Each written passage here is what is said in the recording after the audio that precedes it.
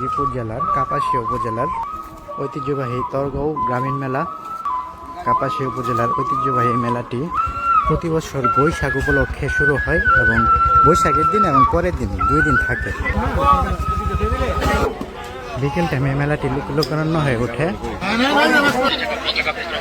এখন দুপুর টাইম, তারপরেও দেখতে পাচ্ছেন প্রচুর পরিমাণে মানুষ এসেছে। বিকালে এই মেলায় মানুষ তিল পরিমাণ জায়গা পাওয়া যাবে না এখানে। কাপাসিয়া উপজেলার 2-3 থেকে 3টি ঐতিহ্যবাহী মেলার মধ্যে এটি একটি।